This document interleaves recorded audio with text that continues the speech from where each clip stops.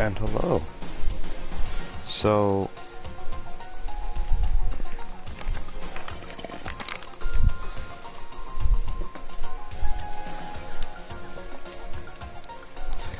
this is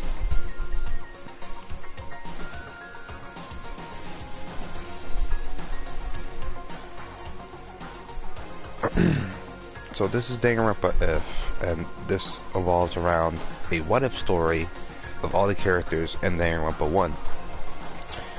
So I'll speedrun the characters real fast, and then I'll start it. You have Makoto, Kiyotaka, Byakuya, Mondo, Leon, Hifumi, Yashihiro, Sayaka, Kyoko, Asahina, Toko, Sakura, Celeste, Junko, Chihiro, and Makoro. Those are the characters in this what if.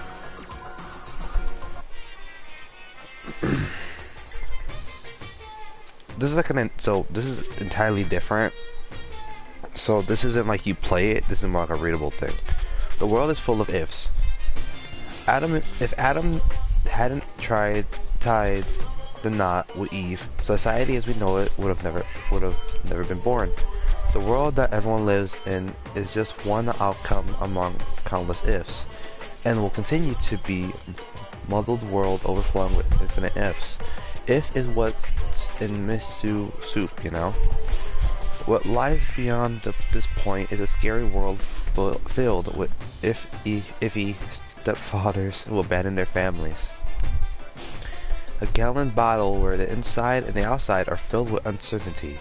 But don't break it, okay?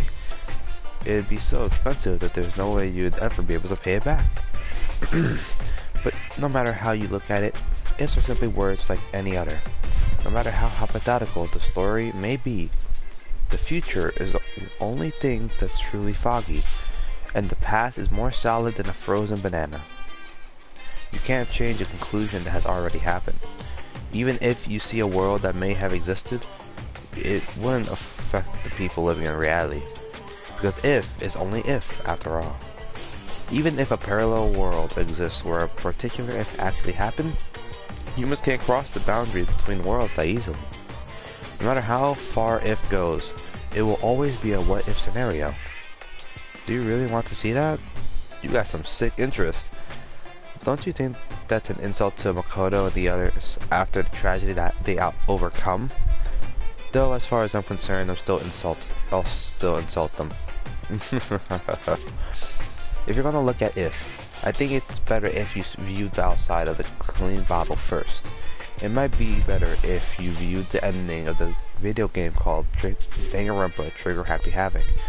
Try to play it multiple times and spend your free time with Junko and Nishima at least 3 times. It may be ideal if you could collect all the items in movies too. But if you guys have come this far, I'm sure you've already done all that. Still, I'd buy the game if I were you. I'd actually buy at least 2 copies if I were you. The current is lower.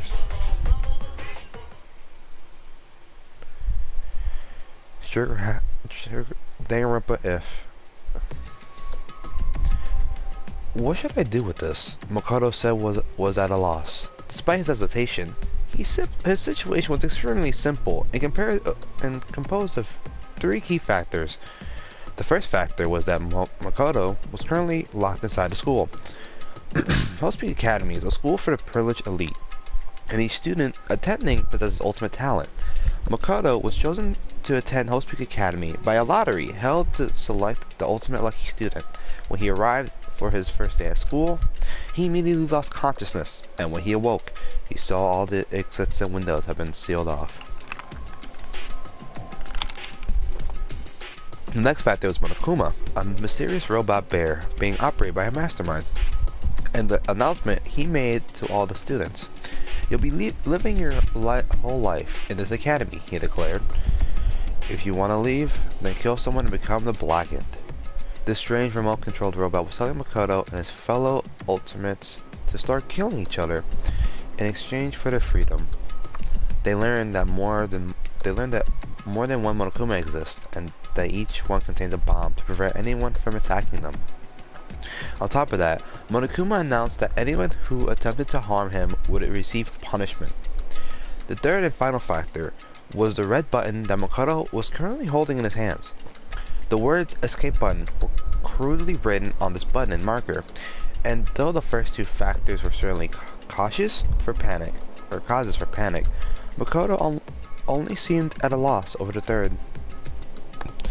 During his free time, Makoto noticed that the school store was open, and his curiosity got the better of him. He was overwhelmed by the disjointed atmosphere upon entering, but his attention soon focused on a strange vending machine. The words "Mono Mono Machine" were written on it, and it seemed to accept the strange bear pattern coins they sometimes found inside the school. It seems like a bad idea, but Makoto thought there might be a chance that this machine could dispense some way of escaping school. And so, he inserted the only coin he had into the coin slot, and the result was the escape button, mentioned earlier. There's a limit to how much you can tease us. Maybe the mastermind who trapped us in here is making a cruel joke. Though, these thoughts filled Makoto's mind, and he began to feel deeply discouraged. However, there's always a chance, right? Makoto was just an ordinary boy, and he only gained entry to Hotsui Academy through a lottery to find the ultimate lucky student. Maybe that luck was the real deal. If this button is real, maybe I can let Sayaka. Makoto took a deep, slow breath and pressed the button. Instantly, pain burst through his entire body. Ugh. Makoto's arms and legs went limp as he lost his balance and fell to the ground in a crumpled heap. As he breathed heavily, it dawned on him what had happened. I just got electrocuted? He looked down at the button in his hand and noticed a small needle sticking out of it. Makoto quickly surmised that an electric current must have been running through it. After regaining enough of his strength to stand back up, Makoto thought about it once again. I should have known. It was a fake. That's how sick and twisted was the mastermind. My head still feels a little woozy. I should go back to my room and rest today. With that in mind, Makoto walked out of the school store with a slow, careful steps. Makoto didn't know yet. If the escape button really was a fake, it would have been an act of mercy from the mastermind. A small bear-shaped shadow began moving around inside the now empty school store. The shadow, Monokuma, stood before the Mono machine and stared at it silently. But after some time had passed, he began laughing. A cold, hollow laugh, utterly devoid of emotion. Despite the fact that he was alone, Monokuma began to talk, almost as if he was speaking to someone. Perhaps Monokuma was talking to the mastermind controlling him? I only put that in the Mono machine because I thought it'd be interesting if one of the last few survivors happened to win it. But with a success rate of 0.000000001%, I never thought anyone would actually win it. Perhaps I should have expected the ultimate lucky student to overcome such impossible odds. Monokuma started blushing and breathing heavily for no apparent reason. A robot like Monokuma doesn't need to breathe, but because his technology is so advanced, he can express himself like a living creature. Makoto was chosen through a lottery, and now he's won the escape button through a lottery. This is obviously impossible, right? Is this what a miracle is? Is this all systems go towards escaping? Is something that defies all common sense about to come crashing into my world?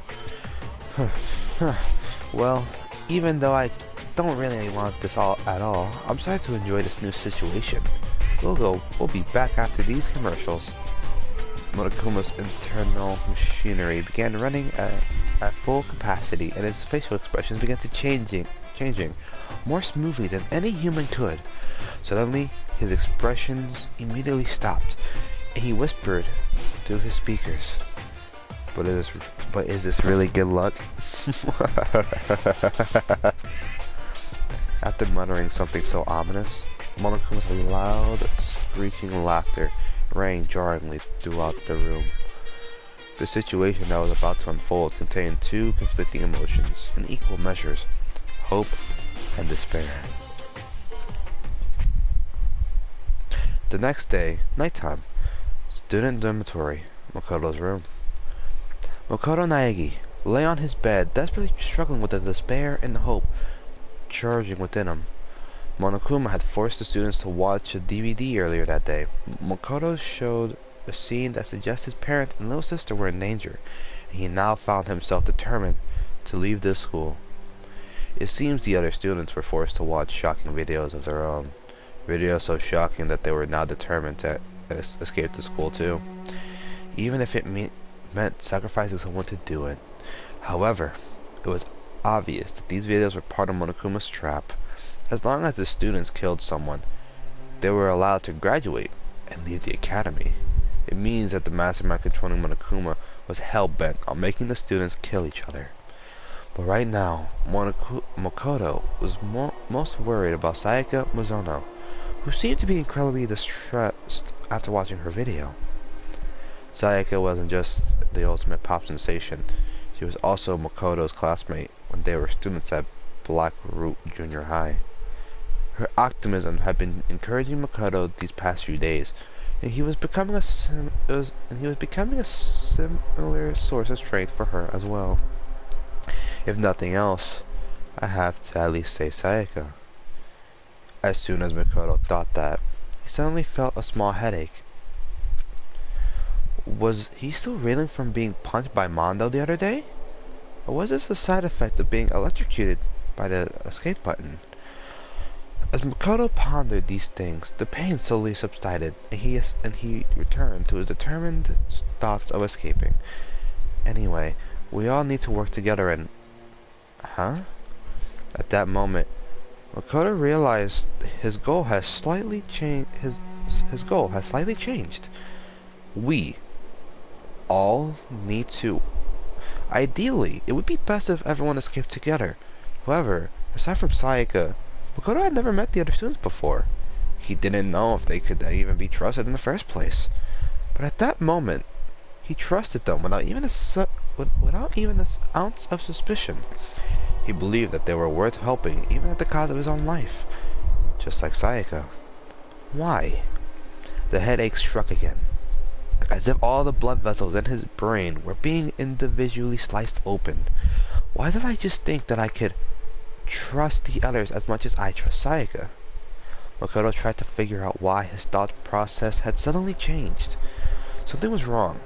Throbbing pain in his head seemed to synchronize with a strange feeling that something was approaching him. As a ray of light began to form within the darkness recesses of his own mind, the doorbell rang. Someone's here? He quickly got out of bed, but that only made the headache worse. With no concern for his safety, Makoto carelessly opened the door to his room and came face to face with Sayaka. I'm really sorry to come so late. Sayaka? The pain. What are you doing out so late? The moment he saw her face, the pulsing pain in Makoto's head began accelerating. He felt like his world was being torn apart from the inside out. Sorry to bother you, but something really weird just happened. Makoto? What's wrong? You don't look so well. Sayaka was pale and had been trembling when she came to Makoto's room, but she seemed surprised to see that his complexion was worse than hers. Yeah, I'm fine. It's just my head. Makoto couldn't finish his sentence. His eyes rolled into the back of his head as he lost consciousness and slowly fell to the floor. And Sayaka's beautiful voice let out a scream as she stood over Makoto's body. The next day, the nurse's office. Oh, you're awake. Hey, you okay? How many fingers am I holding up? As Makoto regained consciousness, he was greeted by the sight of fingers adorned with long fake nails being waved in his face. You're Junko, right? Hey, why do you sound so unsure? I'm a little shocked to hear you say that. Despite what she said, Junko Inashima, the ultimate fashionista, was laughing, as she found this all very amusing. Makoto looked over and realized he'd never seen this place before. It looked somewhat like a hospital. Three...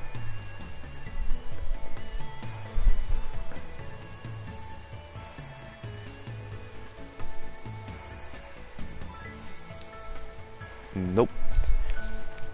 This is completely different.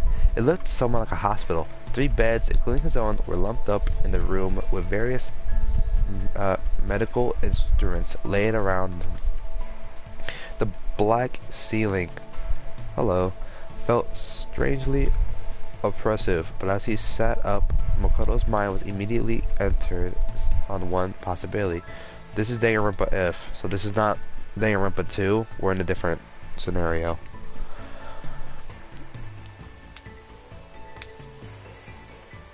No. I mean, Tokyo is here. Where are we? Did we get rescued? That'd be nice, huh? She replied as she looked away. Junko explained that this was a nurse's office on the first floor of the academy. That Monokuma thing said, I can't bear to see my precious students getting sick, and opened this place up this morning. But don't you think it's suspicious? What if all these meds are poisoned? Well, to be honest, I wouldn't be surprised. Makoto remembered his encounter with the escape button and let out a small sigh. So why am I here, Junko? You should thank Sayaka for that. She was here the whole night taking care of you. She was? Junko ignored Makoto's surprise and continued casually speaking. But then Taka got all fired up and was like, we should take turns watching over him. I just happened to be on duty when you woke up. Well, and even then, only because Byakuya had ditched. I see. Thanks. Like I said, you should thank Sayaka. Anyway, how you feeling? Is everything alright? Huh. Makoto thought about it for a moment and remembered that he had been thinking about just before he just lost consciousness. This is kind of weird, but actually, it's a really weird question, but what's up? Junko, we've never met each other before, right? Upon hearing this, Junko's eyes widened. Before a second later, she began to laugh. Are you for real? That pickup line is like so totally played out, you know? Even though she was grinning, a serious look overcame her face. Just so you know, you shouldn't expect anything like that from me. I know I look this way, but I take my vertical pretty seriously. No, I mean, I never expected... Well, that's what I figured. As I've said, you're a total Omega male anyway. Makoto and Junko continued to talk to one another. Although he wondered why Junko was talking to him instead of leaving to go to the others, Makoto didn't question it. He just wanted to talk to anyone. As long as he interacted with his fellow students, he believed he would learn the truth about what was going on inside his head. 10 minutes later, Junko mostly talked about alpha males and omega males, her time being homeless, and about her past and her dreams for the future. The last topic was a little heavy than the previous ones, but Makoto's calm demeanor seemed to cheer her up. She smiled sincerely and said softly, "Thanks, Makoto." Maybe it was a sign of gratitude for listening to her troubles, but she kept the same smile as she blurted out something horrifying. In return, I promise that if I do decide to kill someone, it won't be you. Don't say scary stuff like that. At least that's what Makoto thought, but the words that came out of his mouth expressed a different sentiment. I see. Thanks. But I wouldn't want you to become the Blackened in the first place. For some reason, Makoto felt like the murderous words that came out of Junko's mouth seemed like a natural thing for her to say. She seemed very surprised by Makoto's response and quickly blurted out, "Huh? Are you serious? I was just kidding." "Huh? Ah, yeah, of course. Sorry for acting so weird. No worries. Let's just chalk this up to you being woozy from your recovery." She returned to her usual bubbly self, let out a big streak, and turned to Makoto. "I'm going to get going now. Be sure you don't get killed before the next person arrives." After seeing her off, Makoto laid back down in the bed and started thinking to himself, "What is this feeling?" His dull headache continued as his thoughts began to blur. I was just talking to Junko, but I feel like I was talking to someone else. Who Who is she? The more he thought, the more it felt like his memories were shaking into a thick swamp. Each throb of pain pulsing in his head felt like a wave on the surface of that swamp. What is this feeling? He felt very unpleasant, as though someone's voice was screaming at him from the inside of his head.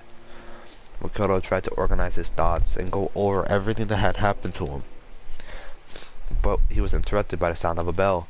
Unlike the dorm rooms, the nurse's office didn't have a doorbell. The bell sound that Makoto heard was ringing throughout the entire building. Testing, testing. Mic check, 1, 2. This is a test of the school broadcast system.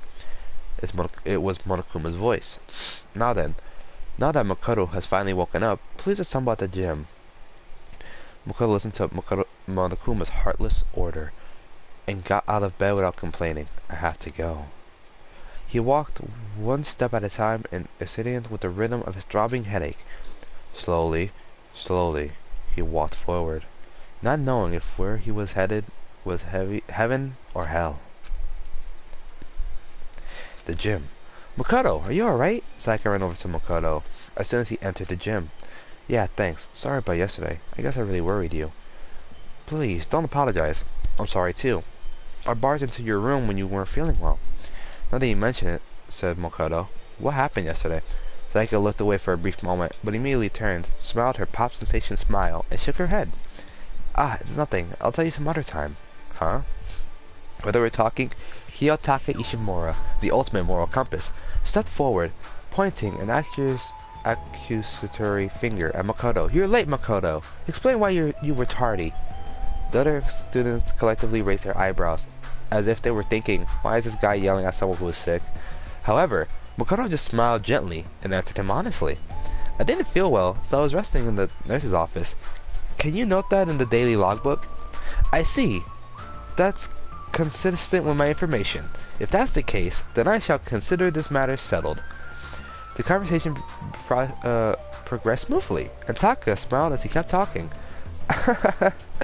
I'll take full responsibility for recording it. You just focus on recovering. If you feel ill, please report to the health community.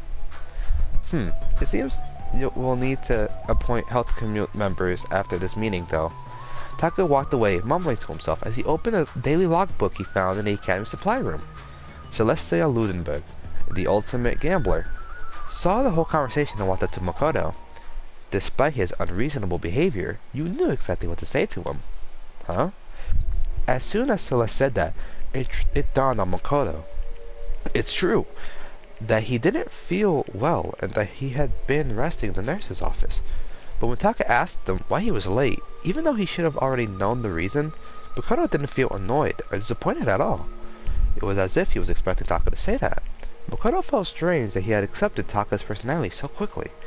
He couldn't understand why he asked Taka to do something as unnecessary as recording it in the daily logbook in the first place. Why did I say that? It's like I was used to it. His response to Taka's demands came as naturally to him as breathing. Why? Every time he tried to think about it, his headache grew even worse. As Makoto struggled to think through the pain of his headache, a black and white stuffed animal jumped out from behind the gym's podium and began twirling around as it spoke in a cheerful voice. Hey guys, is everyone here? He sounded like he was about to lead the students on a field trip, but not a single one of them had a smile on their face. What is it this time? Are we gonna hijack a cruise ship and run into a gigantic worm? Of course, there was one expectation. Yashihiro Hagagare, the ultimate clairvoyant, still believed that the current situation was some kind of planned event. Monokuma just ignored him and continued to address the students in his adorable voice. Today, I'm going to tell you about our wonderful academy. Wonderful academy system. System sure sounds like a great word, don't you think? It reeks of danger, just like a bear. I want you all to trample over the depths of your friends and grow up to have hardened hearts. It's good to be a little naughty. I want you all to grow poisonous personalities. After making his nonsensical introduction, Monokuma moved on to the next topic. With this, he began providing a detailed explanation of the vital system in the school, the class trial. Now you can't just kill someone. You gotta kill someone without anyone else finding out you did it. Makoto talked about his horrible graduation program with casual indifferences. But because a killing hadn't happened yet, his lecture didn't install any despair in the students. As long as the killings never occurred, there'd be no point to the class trial. But no one could really say that killing wasn't going to happen. As the students' suspicions began to rise, Monokuma continued to explain the class trial until... Wait, hold on a sec. As Monokuma began to explain the executions that would serve as punishments, one girl stepped forward. Junko? As soon as he saw her how angry she was, the rhythm of Makoto's headache began to change slightly. You're freaking insane, you know that? The girl continued to complain angrily. She seemed completely different from the smiling person Makoto saw in the nurse's office. Was Junko always like that? No, she's different. That's how Junko acts, but is that person really Junko? What? Wait, what am I thinking? As Makoto struggled with his headache and confusion, Monokuma and the girl continued to argue. What? Are you saying you're not going to participate in the trial? Only punishment awaits such blasphemy. What? Punishment? I don't know, throw you in a deep, dark, scary prison or something. Different. The strange feeling he felt was not directed at Monokuma. A prison.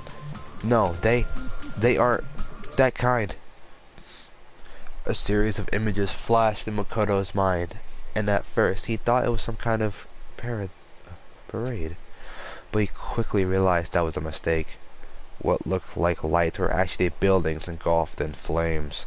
The red decoring the scenery seemed to have come from human bodies.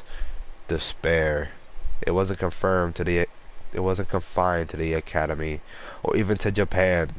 Images of worldwide death and destruction flooded Makoto's brain with every throb of his headache.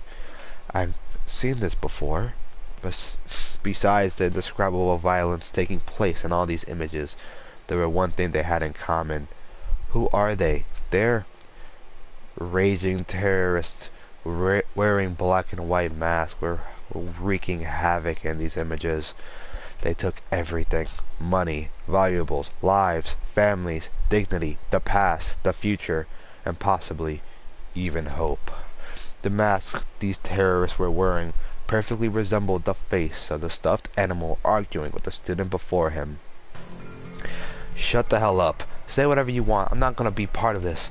Don't be so selfish. You're the one being selfish. Whoever you want. It's got nothing to do with me. The evil standing before me. I'm trembling with fear. But I won't give in to such evil. It's my style to stick it out and resist till the very end. If you really want to get out of here, you'll have to go through me first. Monokuma swung his arms wildly as he charged at the girl with waddling steps, but the girl stomped on the self-proclaimed headmaster of the academy with ease. Yeah. Are you enjoying yourself now? Pinned beneath the girl's foot, Monokuma looked up into the girl's cold eyes and calmly asked, Are you? Huh? Violence against against the headmaster Monokuma is not allowed. You violated a school regulation. At that moment, a chill ran down Makoto's spine. She's going to get killed. Monokuma's words sounded very threatening to him. It wasn't a prediction or a guess. It was as if he knew the danger Monokuma possessed from the start. If this continues, Junko's going to... His mind still didn't fully grasp the situation unfolding in front of him, but the time he realized he was about to remember something, he was already running forward. Junko. The impact of his foot combined with the rhythm of his headache, sending his brain and heart into a panic. No, she's different. I invoke the mighty summon spell. Help! Help! To me, godly spirit Gugnir! Monokuma wiggled beneath the girl's foot and let out a scream. At that particular moment, Makoto charged at her and screamed out, Mokoro! Watch out! Huh? The girl dressed as Junko as Junko Nishima widened her eyes in shock. As if to evade the charging Makoto, she jumped back with agility unheard of a teenage high school girl. And then, right at that moment, countless spears pierced the spot where she had been standing just a split second ago. All the students, including the girl, stared eye-wide at this sudden turn of events. Spears, too many of them to count, had shot out with blinding speed from machines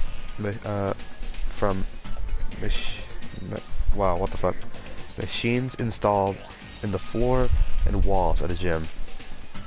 However, Makoto was unable to notice this. Why did I call Junko Makoro? Makoro. At that moment, at that thought entered his body, a sharp sudden impact struck his side, followed by the intense, deathly pain that ran down his spine and spread throughout his entire body. The spear stabbed into his side, instantly tore his flesh to shreds, and shot out of his back, coated in blood and other bodily fluids. At that moment, the black fog that had engulfed Makoto's mind was consumed by death itself. And as his consciousness slowly faded, he remembered everything. Because of the electrical jolt and the chemical compound from the escape button. Because of that button that he had found by chance, Makoto Miyagi managed to escape. He escaped this hopeless game where he and his fellow students had their memories stolen and were forced to kill each other. Of course, that escape is also what led him to his current life or death predicament. In the end, perhaps he only escaped from one despair to fall into another. But at the same time, his actions had unintended consequences from one person. The girl having a false identity as her beloved little sister, Junko Enoshima. Makoro Ikusaba, the ultimate soldier and the member of Ultimate Despair. Her past, her future, perhaps even her hope itself, are on the path of despair. And so the curtain falls on Makoto's story for now. From this point, this story is about a certain girl. A girl who's more pitiful than anyone else in the sealed-off academy. A new current among which new despair shall now rise. Huh? Time had certainly stopped for Makoro Ikusaba. It was as if everything around her had frozen perfectly still.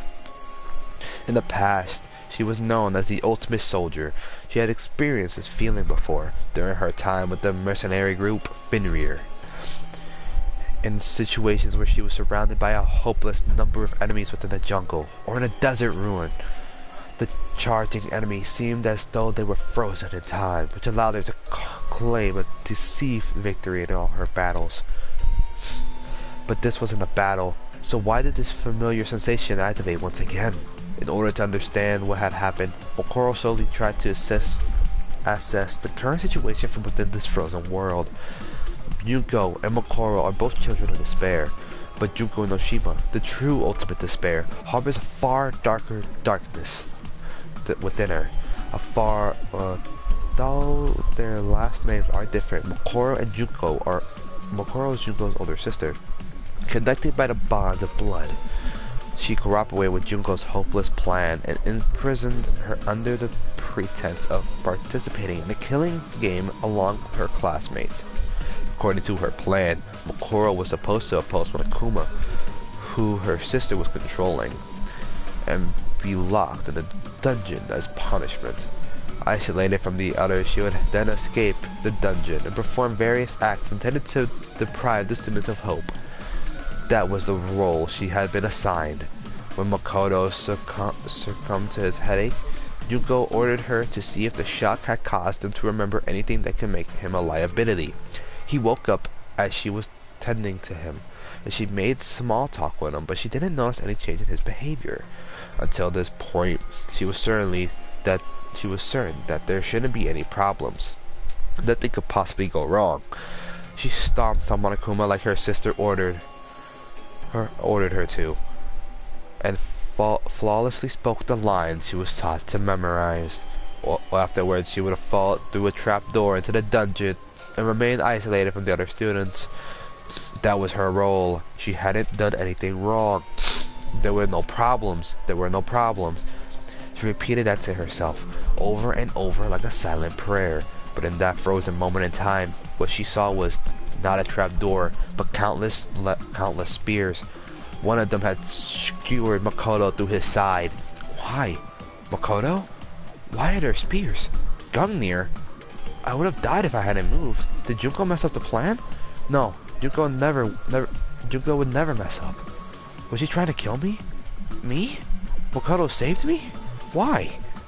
Why did he say my name? Did his memories come back? Did I not realize that? Did I make a mistake? Is that why Junko got angry? Is this punishment? Is it my fault? Junko tried to kill me. Kill me. Kill me. Kill me. Slowly, time came back to her world. Makoro could feel her face turning pale as she slowly looked toward Makoto.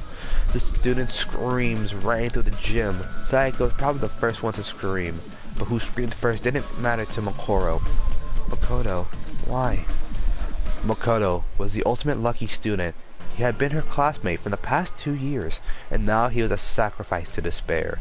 Not long ago, he had given her an answer of sorts during their conversation in the nurse's office. He was just a pawn he was just a pawn in the palm her sister had devised. But now, a feeling of doubt began forming in Makoro's mind. What did I want from Makoto? As her heart charred restlessly, she continued to think. In return, I promise that if I do decide to kill someone, it won't be you. Was I impersonating Junko then? Or did I really mean that? When did I start feeling this doubt? Just now, the moment he saved me? Or when he spoke in the nurse's office earlier? Or when I first confronted him about the killing game before his memories returned? Or was it before even that? Makoro stood there confused and overwhelmed as Makoto slowly opened his eyes, the spear still impaling him through his side. Makoro? Makoto, are you okay? Makoro was no longer impersonating the ultimate fashionista.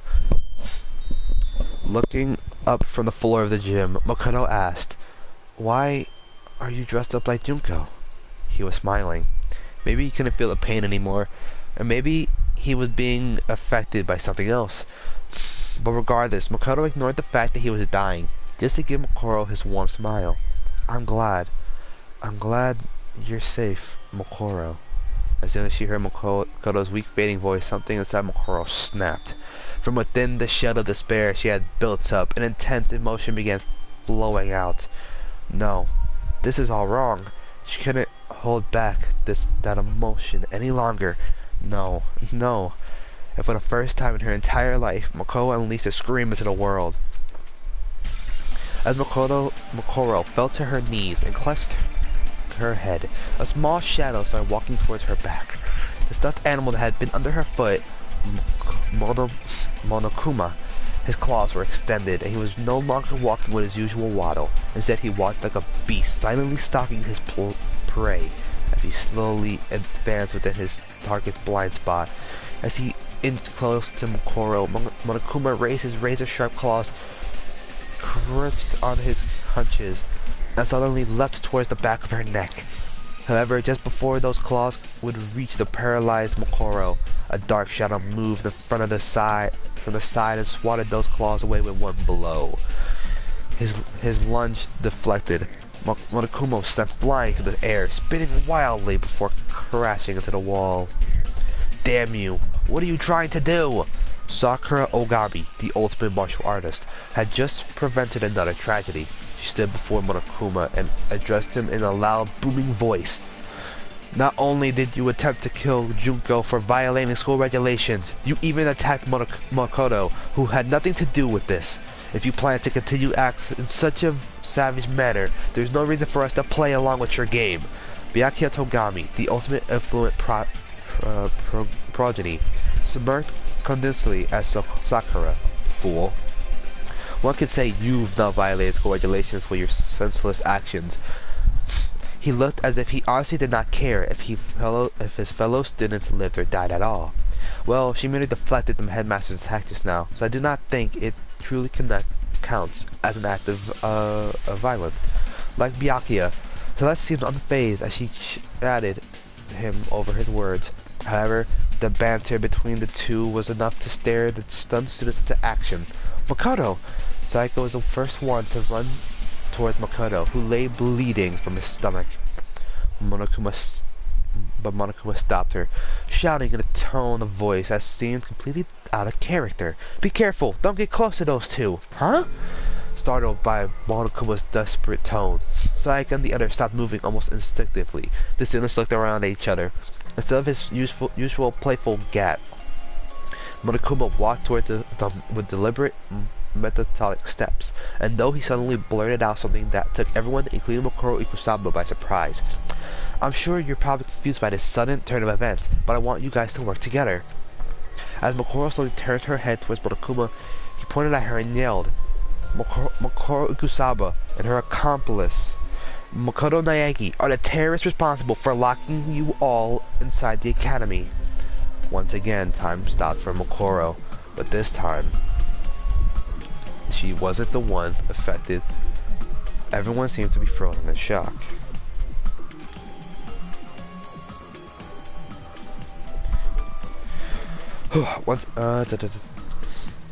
After a few seconds of silence, Aoi Asahina, the ultimate swimming pro, spoke first. You're kidding, right? I mean, Makoto is a terrorist. That's impossible.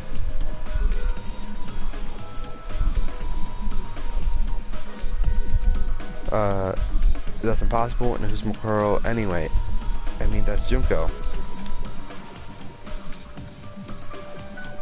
Monokuma began slowly explaining to Aoi, the real Junko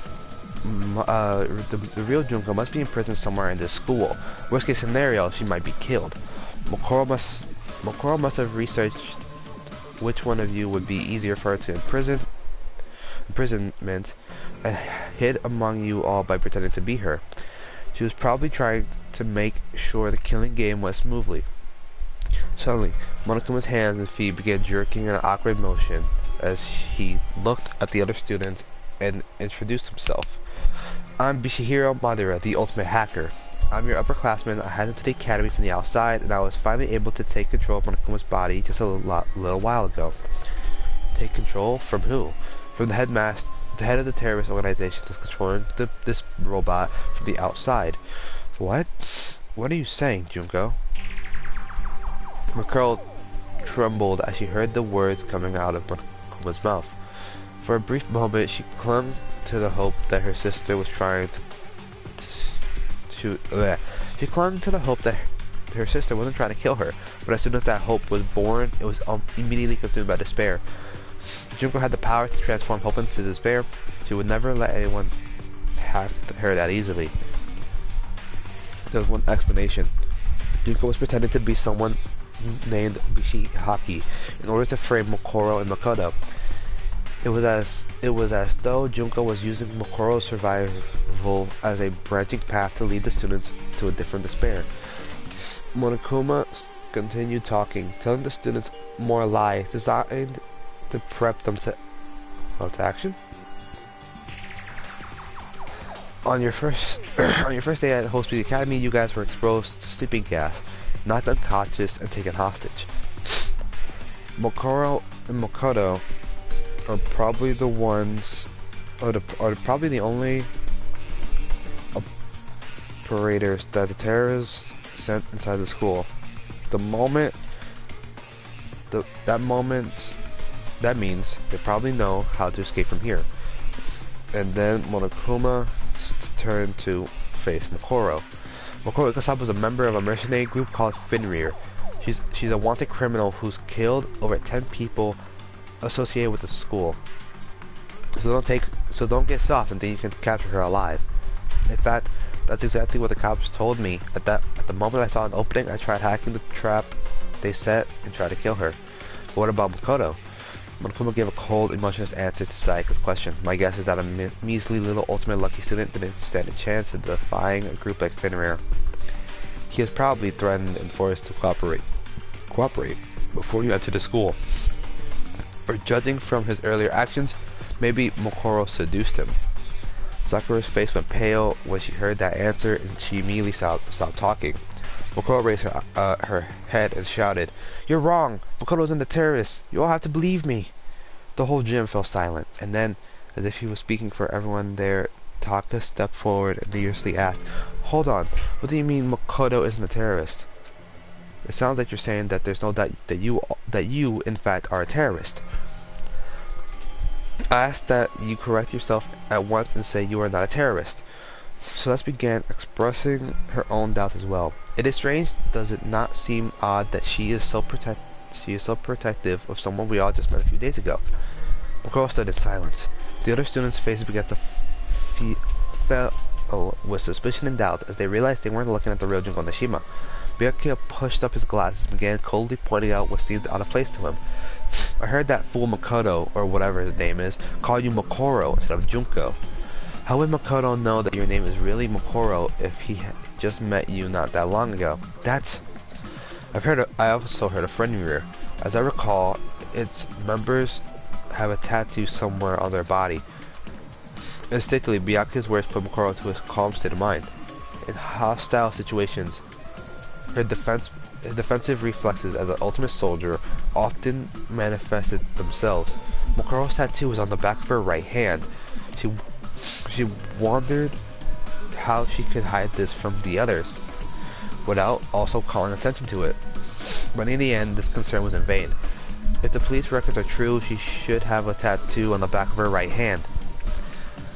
As Monokuma freely divulged that information, "Alright," cried Taka, his voice filled in enthusiasm, "show us the back of your right hand and prove your innocence."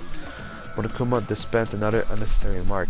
"Make sure you look real close. You might have covered it up with foundation." Junko had ordered Makoro to hide her tattoo with foundation, so Monokuma's information was entirely true. There was nothing Makoro could do except stay quiet. However, she wasn't staying quiet because her identity was about to be exposed. She was struck by the realization that her sister was completely serious about pinning this on her. "Why the hesitation?" shouted the foolish and honest Taka. "As my classmate, I have complete faith in you." From behind him, Hifumi Yamada, the ultimate fanfic creator, murmured to himself as a cold sweat ran down his cheek. "Well, look at that. I guess this is what they call a checkmate. Why don't you just fess up already, you fucking bastard?" In contrast to Hifumi, Mondo Owada, the ultimate biker gang leader, was royally pissed. However, there were some students who were busy questioning Monokuma instead of Makoro. "You're not coming to save us?" shouted Leon Kawada, the ultimate baseball star. "You should hurry up and charge in here already." Monokuma looked at Leon and shook his head softly. "The police can't help you right now. Not only are you guys hostages, it's possible that the entire school had been rigged with explosives and poison gas. I hacked into this Monokuma robot to investigate that for myself. Then what about everyone on that DVD? What about everyone outside the school?" asked Saika. The memory of the DVD she was forced to watch yesterday still weighed heavily on her mind, but Monokuma didn't have a clear answer. "I don't know anything about any DVDs, but there are definitely terrorists causing havoc out there. Law enforcement around the world is in shambles trying to deal with this. That's impossible."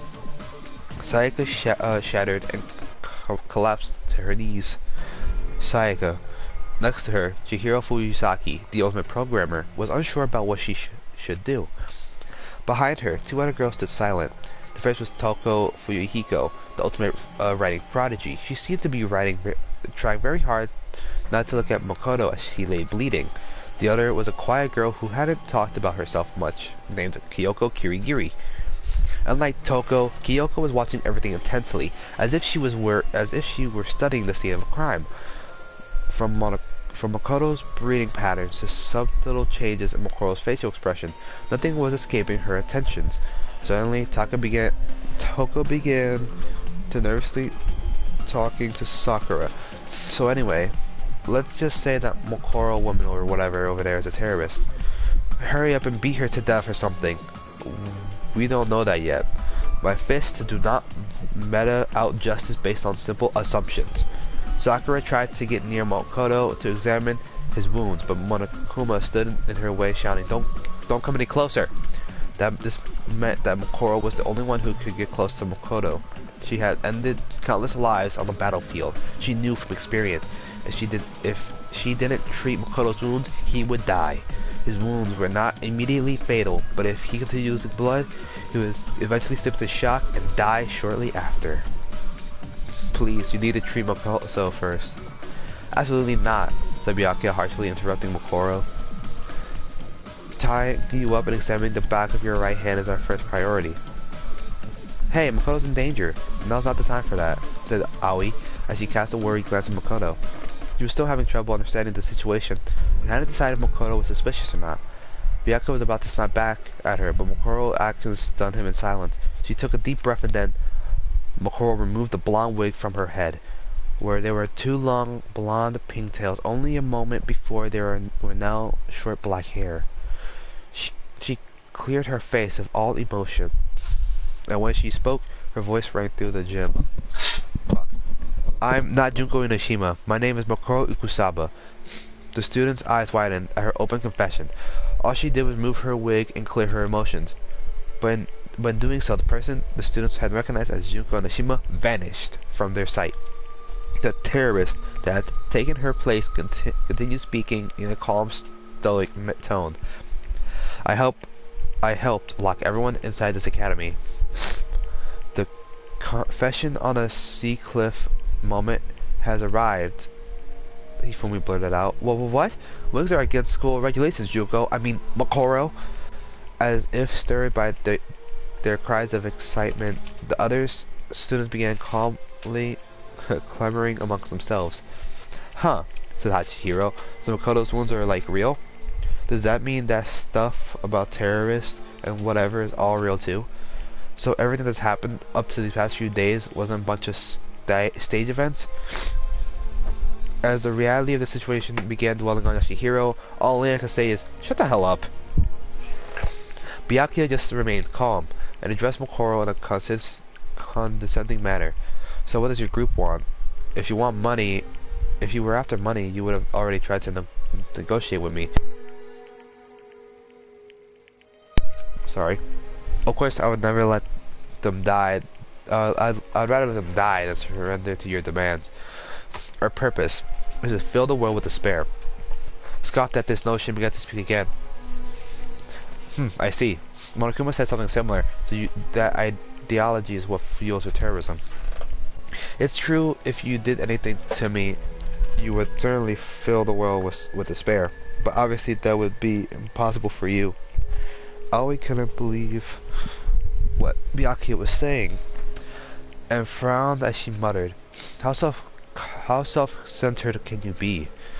After confirming that Byakuya had no more questions for her, Mokoro looked at Makoto, whose breathing had slowed down and her voice showed some emotion. Makoto has nothing to do with this. You can't believe what Monokuma says. What did you say? What did you say, bitch? Salamando. I don't know what the hell you're talking about. You're a terrorist, just like Monokuma said.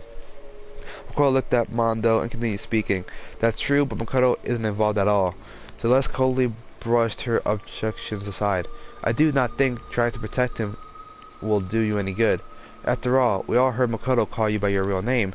She had no words. There was nothing she could say to protect Makoto. Even though Makoto was truly innocent, though Mokoro was the ultimate soldier, her powers were largely limited to battle. Even a normal school student could outwit her when it comes to debates and negotiation. If she were the ultimate negotiator, she might be able to convince them that their memories had really been erased. But in her current situation, if she tried to bring up their memory loss, they would think it was a desperate excuse. Even Mokoro knew that.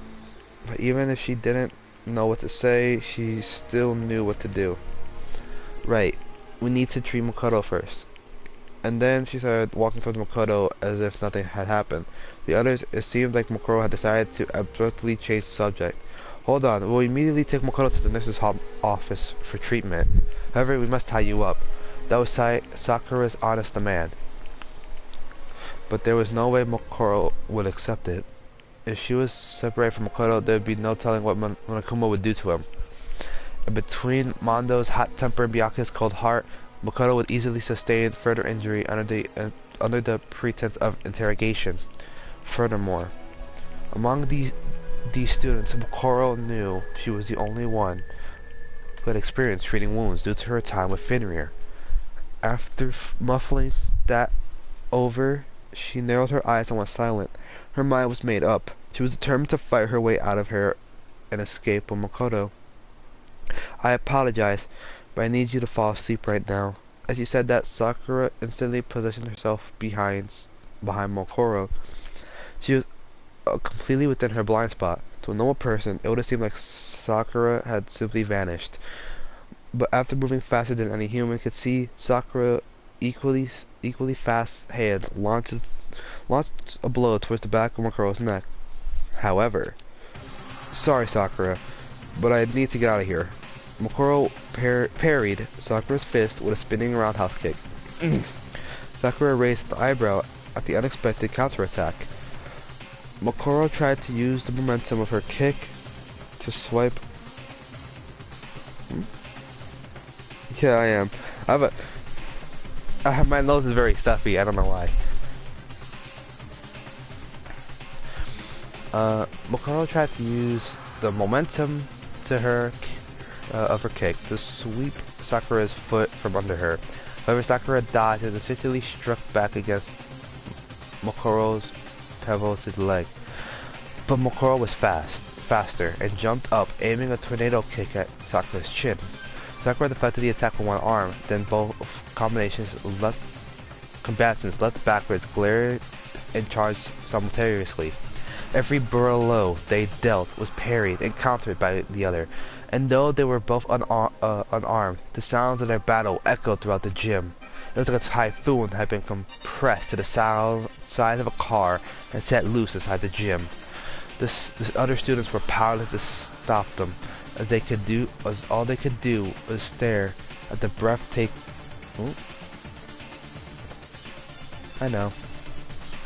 Breathtaking dance of death unfolding before them. After 10 minutes had passed, the enormous sound of one final impact rang through the gym. The two warriors leapt back once again and breathed heavily as they stared each other down. My mistake. Though it's only been a few days, I cannot believe that I did not know such an impressive fighter was hiding among us. In addition to the surprise Sakura felt, it was as if the battle had left her energized. Mokoro, on the other hand, looked down at her arm, confirmed that it had been wounded during the battle, and thought to herself, "She's strong. I don't think Sakura is even taking this serious right now." Despite being constantly surrounded by firearms, blades, traps, explosions, during her time with Fenrir, this was the first time she had ever been wounded. Mokoro was powerless before the might of a woman known as the ultimate martial artist, and the strongest woman in the world. Just as I thought, I can't beat Sakura with my bare hands. If she had been directly ordered to kill Sakura, Mokoro would have operated to either snipe her from off distance or poison her. At this close range, she would need an assault rifle just to stand a fighting chance. I don't have time for this.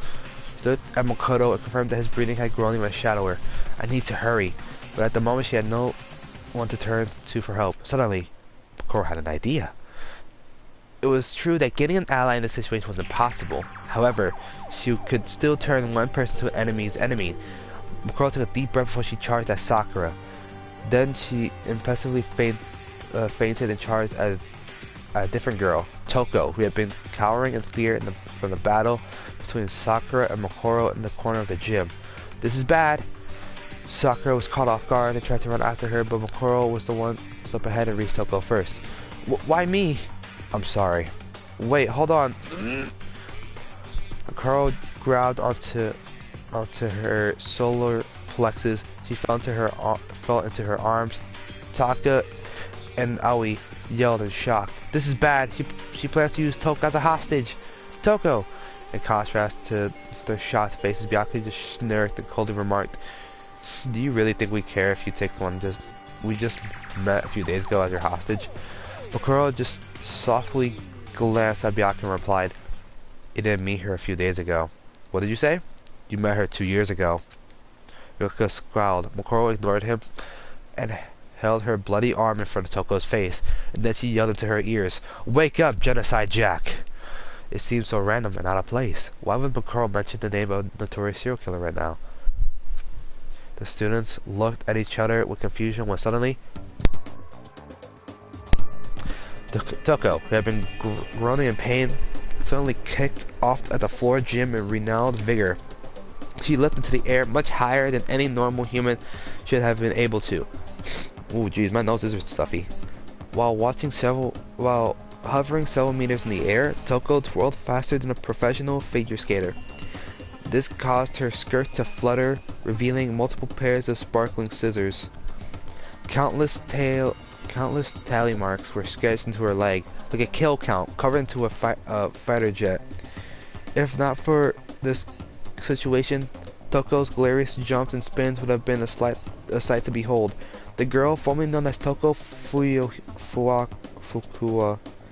cackled wildly, her red eyes sparkling as her absurdly long tongue flipped out of her mouth. You called for me, so I appeared. I've got a murder IOU for a YOU. Toko? The situation had changed so drastically that even Sayaka, who was silent till now, spoke up. Hey, you flash in the pan. Don't treat Genocide Jack like that, depressing little four eyes. That dirty girl doesn't bathe herself at all, so I gotta put in 5 times the effort to rub myself down in the shower. Ugh. Toko's sudden change in personality sent the students clamoring amongst themselves. Hey, what the hell does that mean? Monokuma just shook his head. There are some things that even I don't understand. The students continued to panic at this strange turn of events. Toko, now calling herself Genocide Jack, took out a set of scissors from under her skirt and snapped them with glare as she looked around the gym. Huh? Man, it's been a while since I got to stretch my legs. So what were you guys gonna do here in the gym while I was snoozing? Have an orgy? I understand. I totally understand. You guys need me to cut up your clothes so you can feel even naughtier. Yeah, right. Why the hell would I do that for you dumbasses? My scissors are only meant for cutting the supple, tender flesh of adorable boys. Inside Jack was... Oh god. Oh, my phone's dying. The Inside Jack was causing a ruckus, but when she saw Makoto laying on the floor, she tilted her head once again. Huh? Big Mac, you're like totally about to die. What's the deal? Did the world fill you with so much despair that you came here to commit mass suicide? That's so hot. Why are you starting without me? Toko, cried Aoi. Get a hold of yourself. The Inside Jack ignored Aoi and let her emotions run unchecked, jumping and dancing with excitement as she held her sisters. Ah, jeez. I wanted to stab Big Mac side myself. This spot right here, where the ribs are kinda showing already. He's not even screaming right now, though. What does that mean? Oh well, maybe I should just get used to this feeling of alienation instead. I have no idea what's going on anymore, Yashihiro yelled. This is all the alien's fault. Yashihiro buried his head into his arms, but no one was paying attention to him. The students' attention was entirely focused on Genocide Jack. Using that to her advantage, Makoro began sneaking up to Makoto. As she cautiously picked him up, she confirmed that his body temperature was starting to decrease. I can still make it there in time. Though she was carrying another person, Makoro managed to soften the sound of her footsteps as he ran for the gym's doors.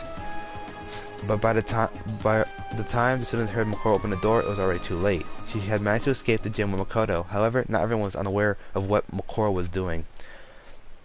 Monokuma saw her movements out of the corner of his eye, but chose not to tell the students. And one other person, Kyoko Kirigiri. She saw Makoro carry Makoto away, but did not inform the others as she watched them leave in silence. As everyone wrestled with their own personal thoughts and suspicions, Hospital Academy began to walking a path towards a completely different chaos. With Makoto on her back, Makoro took several trophies from the gym entrance hall, and after passing through the gym leading to the hallway, she jammed the trophies through the door handles. Though Sakura could easily destroy this makeshift locks, they should buy Makoro a few extra seconds. Then Makoro started running to the nurse's office, the place she spoke to Makoto. Everything necessary for performing first aid could be found there. Her little sister was her enemy. Her fellow ultimate students were her enemy. Her only ally right now was Makoto, who was on the verge of death. Makuro knew that even she wasn't her own ally right now. Amidst all this chaos, amidst her sister's betrayal and nearly being killed, she believed that she was the only one who truly understood her little sister. That's why she felt like she had to protect her. That's right, you didn't do anything wrong, Junko. You just wanted to feel despair. That's all, right? Because you love me. That's why you wanted to kill me. You were just trying to feel despair. I'm sorry I failed to bring you despair. At the same time, she wondered if she saved Makoto and betrayed her sister by disrupting her plans, wouldn't that fill her with even stronger despair? Wouldn't that make her happy? But betray Junko? What should I do? Makoto closed her eyes and listened to Makoto's weak breaths. What should I do, Makoto? On a battlefield where all you need to do is kill and survive, Makoto was invincible. She could suppress all her emotions and fully immerse herself in becoming a perfect killing machine. But on this twisted battlefield of daily school life, she could no longer keep her emotions in check, especially around her little sister. Makoro, the ultimate soldier, was beginning to question being ultimate despair. The impulses of the normal high school girl inside her were starting to affect her state of mind. Even so, the poor girl continued to run through the dark hallways, clinging to this conflict within her. She was now walking along a narrow, hair-thin line, a path between the hope of Makoto Naegi and despair of Junko Nishima. Yo. Meanwhile, everyone still in the gym was left in a state of complete confusion. Toko was famous for being a prolific author, but even though she came across as an unsociable and depressing, her mind-blowing transformation seemed to have just tossed her all that aside. Toko was inside Jack. Sayaka trembled with fear as Jack tilted her head and stuck her tongue. Huh? What's wrong with this reception, you guys? You guys didn't know who I was? Have I been found out? Or have you all known all along? And why was the sullen samurai dressed like that? That outfit doesn't look good on her at all. The sullen samurai was probably referring to Makoro. Which means Toko already knew Makoro in advance. Confronted by that shocking truth, the students had no idea where to begin talking. So many things were clearly wrong at this point. But there were a few students such as Byakuya and Kyoko who opted to remain calm and observe the situation. Alright, someone better spill. Who gave Makoto an extra mouth to feed? I don't care if you want to stab him or slice him. I just can't forgive whoever put that ugly ass hole in Big Mac's side. Toko, no. Genocide Jack spun her scissors in her hands. As she spoke, her emotions and facial expressions constantly changed. Even without the threat of her scissors, she exuded an aura of danger that made her unapproachable. The flip strike of a young boy like macaroons is like a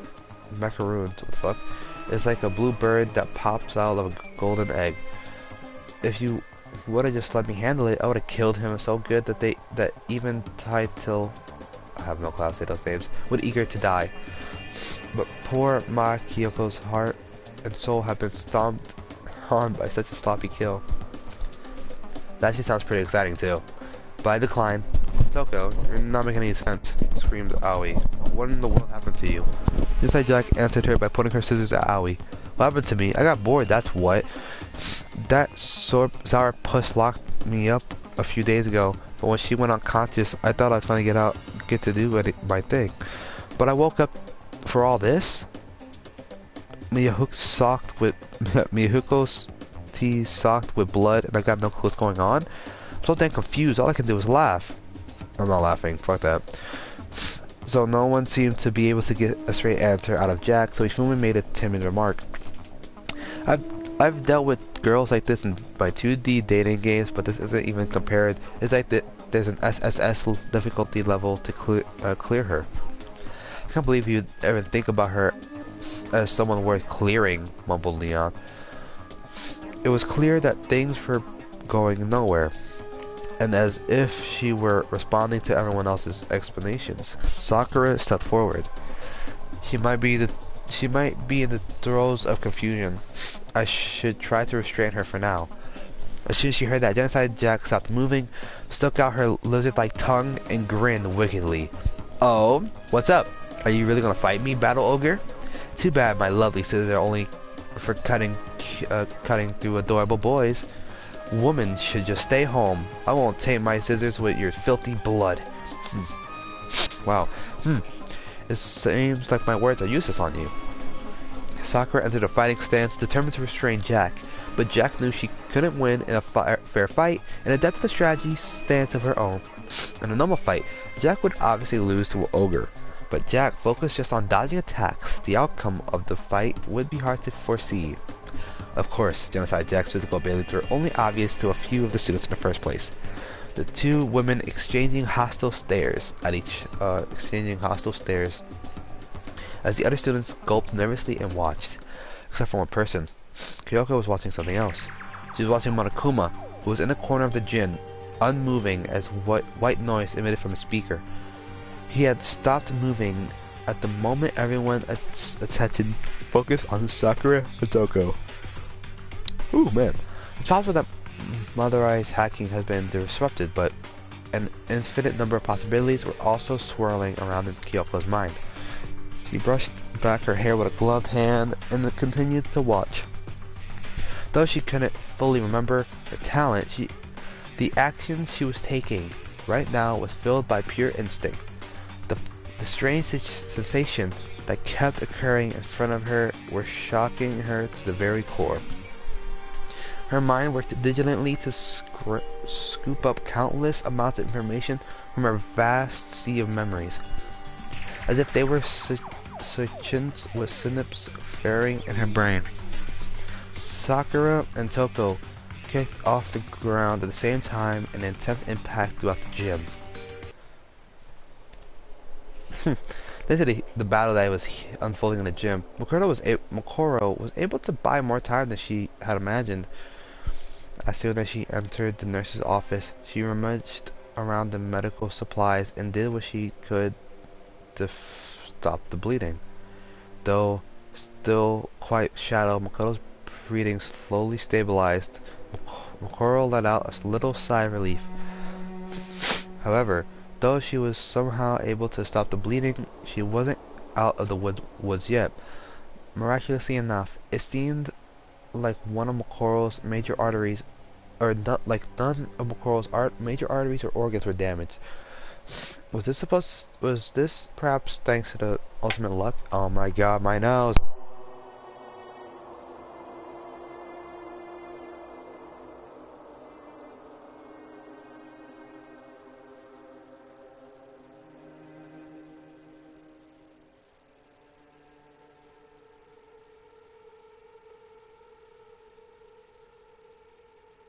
That's better. Or maybe he wasn't actually all that lucky. After all, the only sort of medical treatment he could hope for was partial at best. Mokoro couldn't decide. If only I could do a blood transfusion. The nurse's office should have several blood packs for transfusions. Mokoro suspects that Mokoro's blood type might be written in his e-handbook, but as he reached over to search his pocket, haha. I see you're reaching for a sleeping boy's clothes. What in the world is about to happen next? Adults can keep playing, but you kids better press the beat button, okay? Mokoro turned towards that familiar voice and saw Monokuma standing before her. You're all alone with Makoto right now. Just think of me as a cute wild animal and let your lust just lead the way. As headmaster, I must prevent any illegal sexual relations, but physical education classes is just fine, missy. Though he just looked Though he just looked like the one that was at the gym, it was clearly a different Monokuma. Multiple Monokumas have been placed throughout the entire academy, so it wasn't a stretch for him to suddenly appear out of nowhere. Regardless, the same person was controlling all of them. Mokoro had been wary of Monokuma's attacking her while she was treating Makoto's wounds. But it was apparent at this particular moment seemed to take her by surprise. "Junko?" asked Mokoro courteously. Monokuma tilted his head along with his entire upper body inquisitively. "Junko? Who's that?" "Junko? I've never heard of that country before." "No more jokes. Answer me, Junko. You were planning to kill me earlier, right?" "Junko this, Junko that. What's your problem? I'm telling you, I'm Monokuma. You must be a big disappointment if you can't even remember something like that. You're not just a disappointment as a person, you're a disappointment as a sister. You're too skinny, your brain is nothing but muscles, and your personality is just as unbearable." I'm sorry?" She didn't need to apologize, but hearing her little sister call her disappointment yet again was enough to make the ultimate soldier recoil. Monokuma ignored her and her current situation, climbing on the bed of Makoto's barely breathing body, began poking his cheeks. "So, what are you going to do with Makoto now? I'm really interested in human mating habits, you know." "What are you?" asked Mokoro before trailing off. Monokuma lowered his tone, whispering into her ear. "Makoto's a pretty nice guy, huh? He even sacrificed himself to save you. He's so generous that he's actually hopeless. He's not dead yet." Despite her firm tone, she couldn't hide the fire lingering in her voice. "That's the most disappointing thing about you. You can't say, 'I won't let him die.'" I won't let him die, Junko." Mokoro could barely get a word in as Monokuma erupted into pew-hoos and ahahas and continued to torment her. "As if you could do that. Too bad, no regrets. See you tomorrow." It's all because Makoto was the first person to smile at you? You, a disappointing, depressing, unladylike, inhuman killing machine. Despite denying that he was Junko, Monokuma began speaking length about Mokoro's past. This contradiction was very much like Junko, and Mokoro was so shaken that all she could do was watch the bear paddle on and on. Only the fit survive in the world. The only thing that kind-hearted people can do is die, you know? As proof, you're gonna watch Makoto die real soon. He won't die. The tone of voice had become irregular, ever since she took off her Junko wig. Aside from her conversations with Makoto, everything she said as Junko was from a script that her sister had written, but now there was no script for Mokoro to rely on. Mokoro was threatening Monokuma like she would threaten her own sister. If the other students saw her acting so weak, they'd never believe she was the same person who fought Sakura at the gym. And not just that, if anyone from here, from mercenary past could see her now, her stark change in attitude might make them think she was someone else entirely. Monokuma continued to rail against Mokoro. "Nope, he's gonna die. I know it's sad, but you just have to face the fact." Monokuma waggled his limbs and danced around and then pointed right at Mokoro's face. "Because Makoto is going to die by your hand. Huh? In fighting amongst the terrorists? The big bad terrorist silences the weak-willed Makoto before he could leak any information. Doesn't that happen all the time? In the end, all the desperate things you said at the gym turned out to be lies you told just to escape." Mokoro frowned at Monokuma. "You can't do that, Junko. I won't let you do that." As she blurted out those words in a trembling voice, Mokoro was crippled with confusion about what she had just said. "Am I defying Junko right now? Why?" It was a strange feeling. To Mokoro, it was like she was standing on the ledge of a tall building and imagining What would happen if she jumped? A destructive feeling, akin to holding a friend's body, and wondering what would happen if you tripped and fell, or holding a friend's baby, and wondering what would happen if you tripped and fell. Before she knew it, pain and anxiety had suddenly taken control of Makoro's heart. A member of Fenrir, and as ultimate despair, Makoro had killed innumerable people. She had handled live grenades before. She even descended from the sky in a parachute as anti-aircraft weapons fired around her. Her heart never wavered on the battlefield, but now it felt like it could collapse at any second. Monokuma, however, was as stable as a tree, and slightly tilted as his head on the side. Were you listening to my story? I'm not the one who's gonna kill Makoto. You are. What are you saying, Yuko? Monokuma began giving a strange explanation to a very confused Makoro. Do you know what the suspicious bride effect really means? It means you push the person you love off a bridge, and they'll be yours for eternity. I haven't heard that at all. Life doesn't always follow what your textbooks say. It's sad. But that's what love is.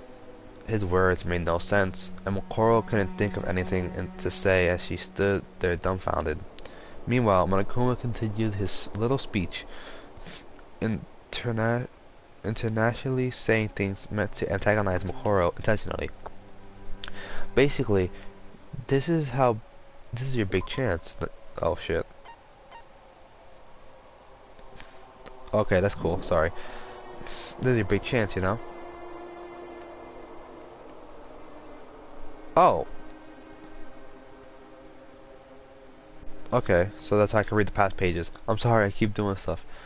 Basically, this is your big chance, you know? If you kill Makoto right now, nobody will ever take him away from you again.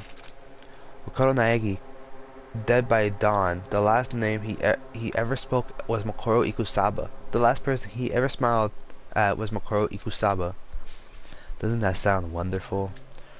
There was a certain appeal to Monokuma's twisted suggestion, and Makoro found herself unsure of her own judgment.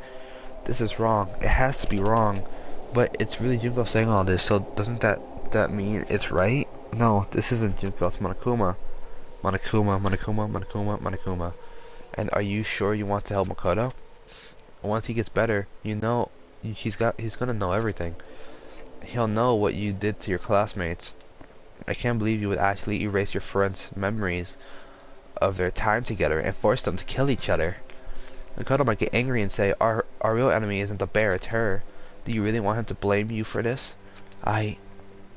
Makoro's face paled. Or are you going to kill the others? If everyone except you and Makoto dies, you'll be able to spend the rest of your school life together. We can't hold a class trial with only 2 people. It might be a good idea for you both to live the rest of your life in this academy forever. No, that's wrong. And what are you going to do if his memories return? It's not like you were dating Makoto or anything. You were just watching him from afar the whole time. You're so shy you can shoot people's hearts and brains no problems, but you can't even will some stupid boy into liking you? Do you even know who Makoto had a crush on before his memories were taken? Makoto trembled as Monokuma continued speaking, pressing the issue, gradually losing the screws, keeping her heart secure. Makoro chose to pretend that she didn't hear anything at all. All the emotions vanished from her face, and she looked silently for Makoto's e-handbook. If you're looking for his blood type, it's not written in the e-handbook. Makoro's face turned pale. Within 5 seconds, her plan to ignore Monokuma had already failed. But since your headmaster is made up of 50% kindness, I'll tell you anyway. Makoto's blood type is B. As if she heard him say that, all the anxiety, horror, hostility, malice, and dread charging within Makoro had completely vanished. Thank you, Junko. Makoro's eyes sparkled without a hint of suspicion. She turned her back to Monokuma's without a hint of suspicion, and walked towards the refrigerator containing the blood packs. Fresh blood packs should have been prepared before the plan took place. They'll just last in cold storage for 21 days. They should still be good. Despite her emotionless face, Mokoro let herself feel a small amount of satisfaction as she took a blood pack from the refrigerator. As Monokuma watched her, his normal emotionless eyes twitch ever so slightly. If a third party could see his face right now, or even if the other students could see his face right now, they would wonder, is Monokuma surprised? That's right. They'd have the same shocked look on their face as if they were seeing Monokuma for the first time. At that moment, a whisper crept out of Monokuma's emotionless face. There should be a limit to how disappointing you can be. It was far quieter than a mosquito's wings. Even with her battle-hardened hearing, Mokoro couldn't hear what he said. Monokuma shook his head and the voice returned to normal. It's not like I care that you, the ultimate despair, has hope into anything. It's not like I expect much from you to begin with. So this'll at least help you feel despair. But seriously, you disappoint me. Just so you know, despair and disappointment are completely different things, okay? There are different bears. They're as different as bears and pandas. What are you? Mokoro's body started to shake as she turned back to Monokuma. He hadn't started talking any different than usual. Junko turned off the voice modulator and started talking to her voice. Junko hadn't turned off the voice modulator and started talking in her normal voice or anything. Mokoro was utterly terrified. She was terrified on instinct, not as a soldier. Half the reason was terrified was because of her instincts as the ultimate despair. Another half was because she was Junko's older sister. Even though Monokuma, her instincts were telling her that Junko was annoyed with her. Junko? Why are you annoyed? Is it because I betrayed you? Is it because I didn't die like you wanted me to? Ugh, says Monokuma. I'm beyond annoyed. I'm really, really angry. I'm really, really disappointed right now. I'm so pissed I could take a rage nap right now. Monokuma's anger didn't seem any different from his usual anger toward the students, but Mokoro could instinctively sense another emotion mixed with it. Right now, she could feel that Junko was feeling hopelessly disappointed. It's normal for someone who's disappointed to lose hope, but for ultimate despair, disappointment means something else entirely. To them, disappointment was tantamount to losing despair itself. Mokoro was a member of Ultimate Despair. At her sister's behalf, Mokoro had sullied her hands many times in order to fill the world with despair. Despair, her pride towards being a member of Ultimate Despair. There was a clear difference between Mokoro and her sister. Junko Inoshima was despair incarnate. She was born in despair, letting it affect other people's hopes so it could rot them from the inside out, twisting them into her own image. For Junko, feeling hopeless? For Junko, feeling hope was its own despair. Created despair in others created despair in herself, which caused her to feel both intense pain and intense bliss. Junko had walked the fractured crater from the conflict between pleasure and penance all her life. Eventually, the fracture would widen until it shallowed the world and tore it in half. Mokoro, on the other hand, had neither hope nor despair for the world. At least not when she was a member of Fenrir. Ever since she was a child, Mokoro believed she was meant to spread despair because of her sister. She didn't harbor any ill will towards the world. She simply accepted that she was meant to spread despair and chose to walk the same path as her sister. The doubts she felt only recently developed. When Junko told her about the plan, when she watched the world burn at the hand of terrorists wearing Monokuma mask, she never wavered once. However, as soon as she heard about her sister's plan to make her classmates kill each other, Mokoro included, A strange feeling began to stir within her. What started as a seed of doubt soon grew into a thorny vine ensnaring Mokoro's feet.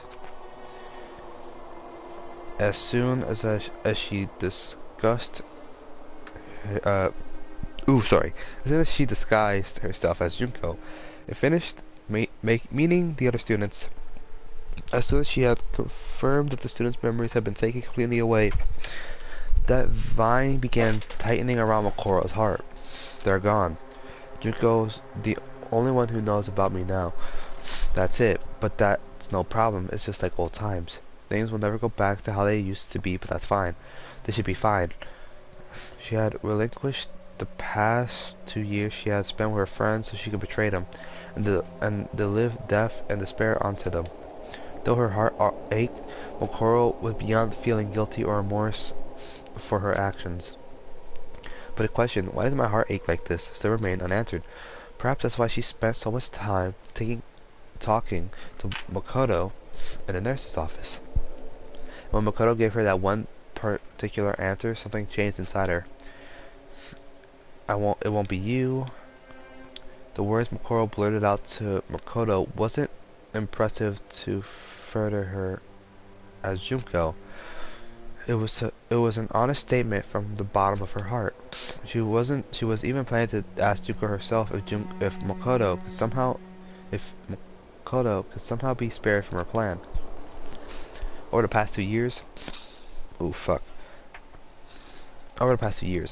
intense interest had been slowly shifting away from her sister and towards the world itself.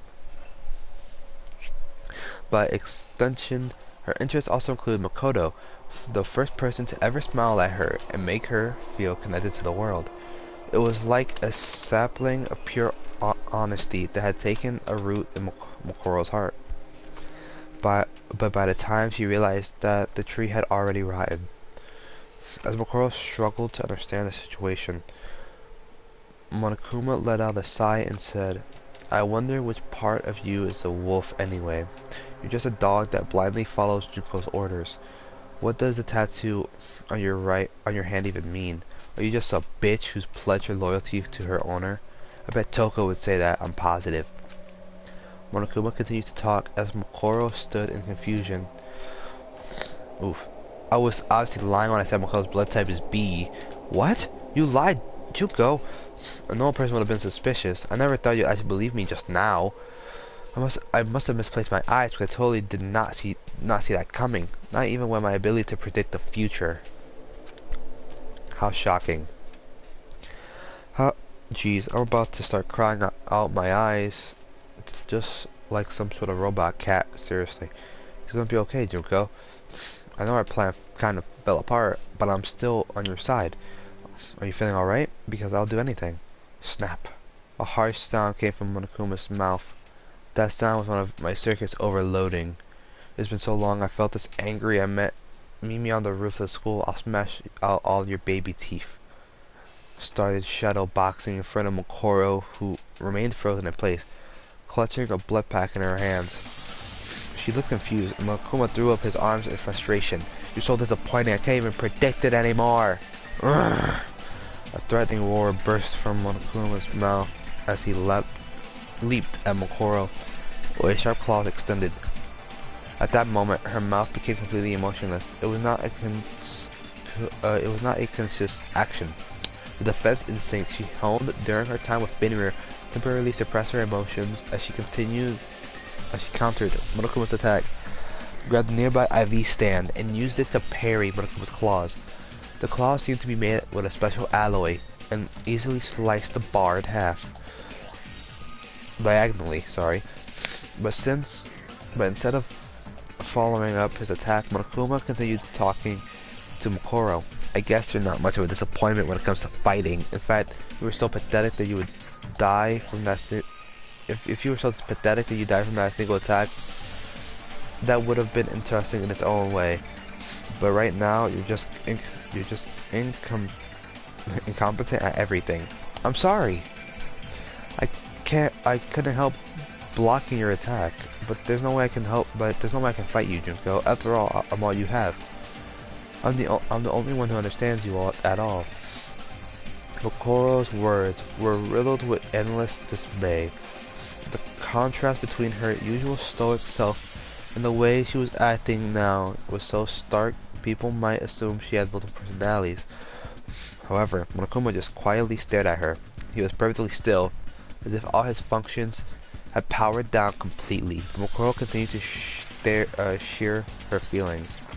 There's no way I can just leave you alone. And then Monokuma broke the silence, but at that moment, a monitor in the nurse's office lit up, displaying a girl's face, Junko Inoshima. At the same time, a voice, completely unlike Monokuma's, began to play from the speaker. Hey Mokoro, Junko? It had been several days since Mokoro had heard her sister's voice. Though her face remained emotionless, excitement sparkled in her eyes. However, that shine immediately dulled. I'm grateful for you, Mokoro. I mean it. Junko's voice emitted from the speakers, very gently and kind. Junko? I'm really sorry. I said so many mean things to you. I even tried to kill you earlier, and I was about to make you do something horrible just now. Even though I know about your feelings towards Makoto, you don't have to force yourself.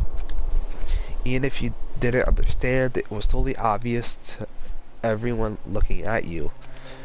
You never cared about the class photos, but when Makoto said he was going to take one, you made sure you were facing the camera. And then Junko Inoshima, the ultimate despair, flashed a smile, a pure, sweet smile. On the monitor, she looked like a normal high school girl, teasing her older sister, and Yamakuro could feel despair and anxiety encasing themselves around her. I always thought you should have tried hard to make pictures with Makoto. But I guess that's what makes you so disappointing.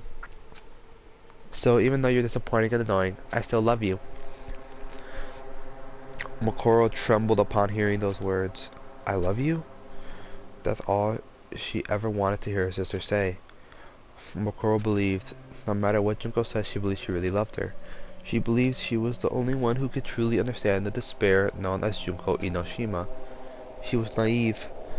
As soon as she heard Junko say I love you, Makoro realized she never completely understood her sister. It was only at that moment that Makoro finally understood her sister's feelings. Junko's words right now were kind. Perhaps that kindness was completely honest, and the words I love you might have been true as well. However, for Junko Inoshima, this was her way of saying goodbye. She was severing the ties between them. It was painfully clear to Makoro. And then, before she could even say anything, the girl on the monitor made a remark that cut Makoro to the bone. I'm sure someday you'll make your dreams come true. Ultimate despairers never talk to each other like this. The simple truth stabbed into Makoro's heart. Junko had no further use for her. Her own sister was parting ways with her. Makoro had dedicated over 10 years of her life to the cause of ultimate despair, and at this moment it all counted for nothing. But all those years no longer mattered to Makoro. Her sister's rejection was more than enough to send her into the depths of despair. That's why Makoro, even now, clung to the small sliver of hope. Junko was still on the monitor. Yeah, right. Do you really think I'd say something that nice? You're so annoying. Can't you just hurry up and disappear already? Makoro hoped Junko would say something like that. She hoped that she would start verbally abusing her again, or call her useless and incompetent. Makoro was no masochist, but she preferred to be showered with bullets and contempt than endure this kind of emotional pain. But I love you, Makoro. Bye-bye. The monitor went black, leaving Makoro to process the horrible goodbye she just received. Just as she thought, just as our Kuma started moving again. Isn't family love so nice? By the way, did you know that in about half of all murder cases, the killer's a family member? God, I can't speak. Monokuma spoke in his usual voice, but it was unclear if his words were getting through to Makoro. She let the Makoro let the blood packet in her hand fall to the floor and tightened her grip on the iron bar she was holding. I'm sorry. I'm sorry. I'm sorry. I'm sorry. Junko, I'm so sorry. I'm sorry. She mumbled quietly as she was chanting a spell. As she walked past the blood pack on the floor to Makoto's bed with the iron bar in her hands. I'll do it properly. I'll make sure I do it. Oh? Said Monokuma, picking up. What are you gonna properly do to Makoto with that big, thick rod you got there? Are you gonna do him? Or are you gonna do him in? Either way, I'm trying to feel some heart-throbbing excitement.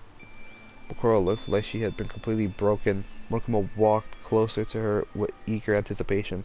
Suddenly, Monokuma's body suddenly floated into the air. Huh? With no expression on his face, Monokuma tried to see what had just happened. And in the blink of an eye, an iron bar ripped through his body. The tip of the bar, which had been cut diagonally earlier to a sharp point, went straight through Monokuma and stabbed into the surveillance camera. The lens was completely destroyed, and the camera shot out sparks as it broke down. The iron bar was still stabbed into the surveillance camera as Monokuma dangled from the other end. He opened his mouth as to say something, but only static came out. A few seconds later, function came to a complete stop. Without making a sound at all, Makoro had knocked Monokuma into the air. As soon as Monokuma's power source and his bomb, this circuit had perfectly aligned the surveillance camera in the nurse's office, Makoro plunged the iron bar into all three of them.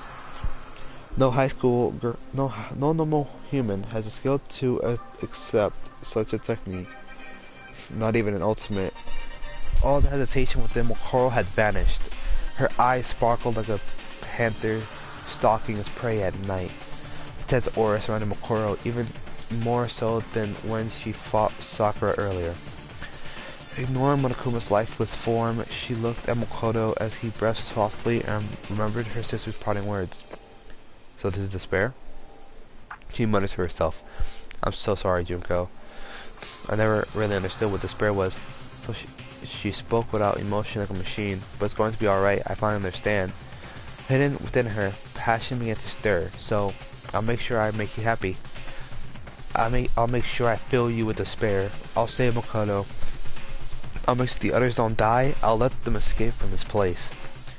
I'll deal with the people on the other side too. You're invested so much time and killed so many people for the sake of this plan. And I'll destroy every last remnant of it for you. This was not an act of vengeance towards her sister who abandoned her.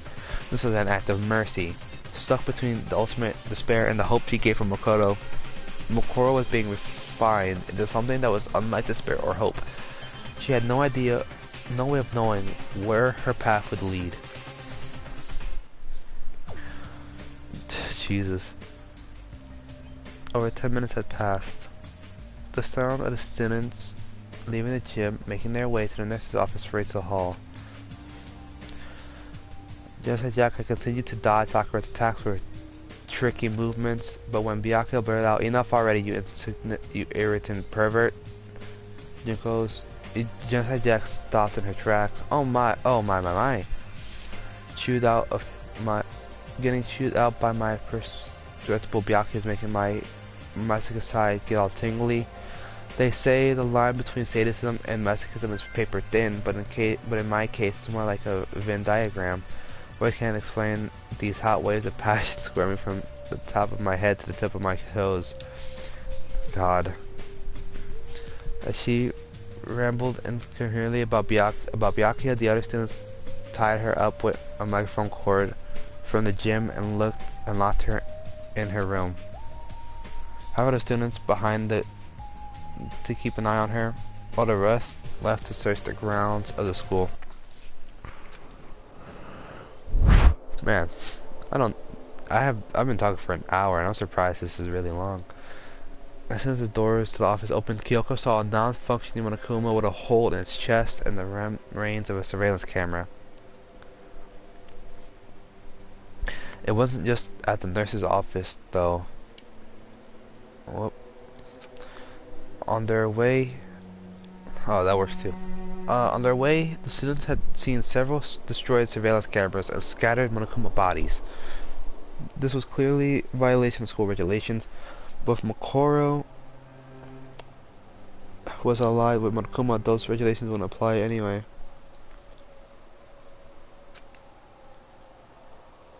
Hold on.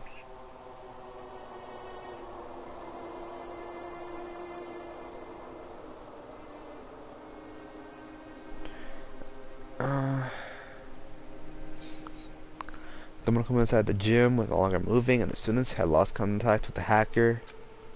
So the students assumed that Madurai had taken control of a different Monokuma and went after Mokoro on his own. After the Maya, Kyoko turned and looked inside the nurse's office once again. It was unusually quiet. The beds were empty, but Kyoko could see from the blood stains that someone had been resting there recently. Looks like they're already gone. Mondo remarked, but as he was about to leave, Kyoko spoke behind him. I want to stay here with Chihiro and search for clues. Huh? Asked Chihiro, her timid eyes widening. Clues? Kyoko continued to speak in a calm tone of voice. There may be some clues if these Monokuma remains. I figured it'd be the best condition for investigating machinery. Sakura spoke up, but isn't it that dangerous? Sakura could clearly hold her own in a fight with Mokoro. She had joined the other students in searching the school ground. She shook her head and replied, I'm sorry to say this, but if things get out of the way, Chihiro and I will just... If things get out of hand, Chihiro and I will just be in your way. I think it's better if we search for clues here instead of doing nothing. Besides, we might be able to use Monokuma's parts to detect any radio broadcast from the outside world. You have a point. Well, we'll be leaving this floor for a while. Please shout for us if anything happens. Sakura left. How did she destroy the Monokuma like this? As Chihiro cautiously spoke over Monokuma's remains, Kyoko started searching the room. She zeroed in on one of the beds, standing and studying it intensely. Kyoko was satisfied with what she found and let out a small sigh before she spoke. Let me apologize to you in advance. Huh? I dragged you here into this gamble of mine. So if anything happens, run out the hall and call for help. What does that mean? Instead of answering Chihiro's question, Kyoko started talking to one of the empty beds. Let me say this first. I'm prepared to hear your story. No matter how ridiculous it may sound, I promise not to decide if it's a lie or truth until after I've listened to it in its entirety. Chihiro looked confused. She didn't understand what Kyoko meant at all. The ultimate question mark lowered her eyes down to the ultimate programmer to make a request. Does your laptop have a voice recording feature? And do you have a microphone? Yeah. I want you to use that record feature. I want you to use that to record everything we're about to hear. Because there's no one here. Chihiro wondered to herself. She began connecting medical parts to her laptop and found the record function. I'm sure we'll be able to pick up every sound in this room now. Satisfied, Kyoko nodded again and started talking to the empty bed again.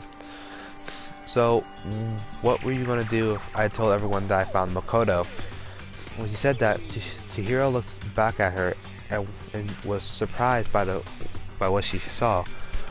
At that moment, the ultimate program was kneeling on the floor next to Monokuma's remains. From that position, she was able to see it. Of all the beds in the nurse's office, there was one bed in particular that wouldn't seen from the entrance. Underneath that bed lay a limp Makoto. A blood pack was next to the body and slowly providing Makoto with a transfusion. The content of the pack was clear. Rather than blood, it seemed to be some kind of saline solution used in emergency hydration. Though it wouldn't be as effective as an actual blood transfusion, it was enough to keep him from going into shock. Though that was the extent of Chihiro's medical knowledge, she was already suspicious that Makoto had been in the nurse's office the whole time. Not only that, but Kyoko wasn't talking to the bed that Makoto was under, which sent chills through Chihiro's body.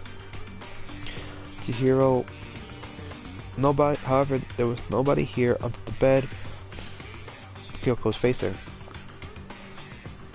But the moment Chihiro noticed that, a voice right from underneath it. As soon as everyone's attention was focused on Makoto, I was planning to take advantage of the opportunity to take someone hostage. Cautiously lowered her head until it was nearly touching the floor. She was able to make out who was talking. Surprisingly, the person hiding there was clinging to the frame of the bed, like a ninja clinging to the ceiling. Presumably, if someone had glanced under the bed quickly, they wouldn't have noticed anybody was there. I had no idea the person was able to hide under the bed. She could at least understand that their strength was beyond normal levels. There are no questions the person hiding under the bed was Mokoro. But you pretended to not notice. Why? Her voice was as cold as ice. Kyoko didn't even flinch as she responded. Because I wanted to hear your side of the story. I knew you were hiding under that bed. Compared to the others, the frame was slightly more pronounced. Tried to compare the beds and see if this was true, but she couldn't tell the difference at all. Only Kyoko's natural observation skills could let her see something like that. Mokoro seemed to come to a similar conclusion and appeared from under the bed without making a sound. Her voice was stoic and cold compared to the bomb inside Monokuma. Chihiro thought she was even more terrifying. However, Mokoro ignored Chihiro and shuffled her gaze at Kyoko. She leaned against the walls and would let her arms fall to her sides as she threw out the question. Why do you want to hear what I have to say?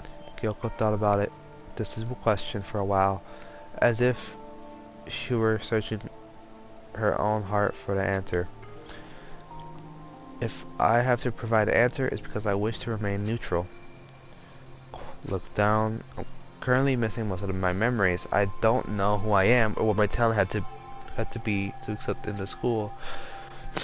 She could hear Chihiro gasp behind her, but Kyoko didn't mind and continued.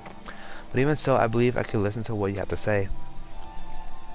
Regardless of whether you're good or evil, I must hear all the facts in order to know the truth. Good and evil don't matter. I'll come to a conclusion based on what I see and hear. I think that's the methodology that's been installed into me. I see.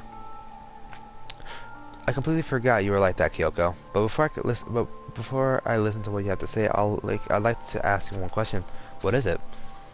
Was completely emotionless. Kyoko presented her question as if she were asking it herself as well.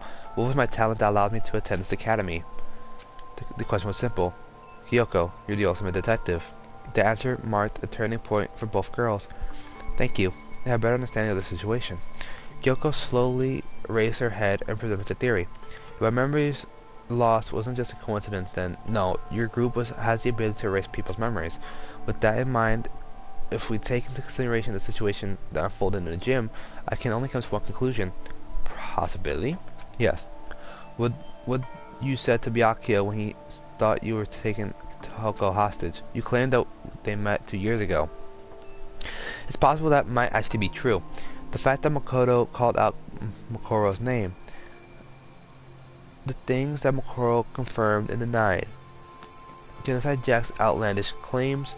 These key factors that Kyoko noted using her special observation skills were converging in her mind to form one answer. It's possible that Byakuya and Toko's memories were also erased like mine, but I don't think their circumstances are quite the same as mine. But if our memories can be controlled so freely, it calls into question whether the day Monokuma appeared was really the same day we entered the academy.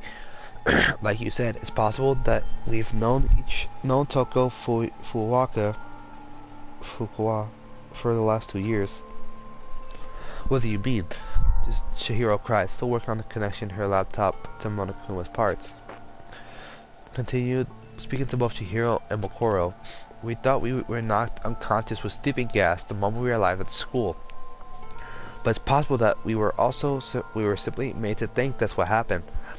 For example, We have already spent the last 2 years at House Academy, and our memories of that time were completely erased. It's even possible that we aren't even ultimates at all. There's random people who have been implanted with 16 years worth of false memories. Ooh, my nose. Though Kyoko's claims sounded ridiculous, her face was completely serious. She looked at Mokoro once again. Which means I'm considering the possibility that your crazy story is actually the truth. Kyoko, declaration filled the room with silence, but she didn't let that silence overwhelm her. Kyoko cut through it with her own words. Without evidence, all I can do is make hypotheses. That's why I want to hear what you have to say, Mokoro.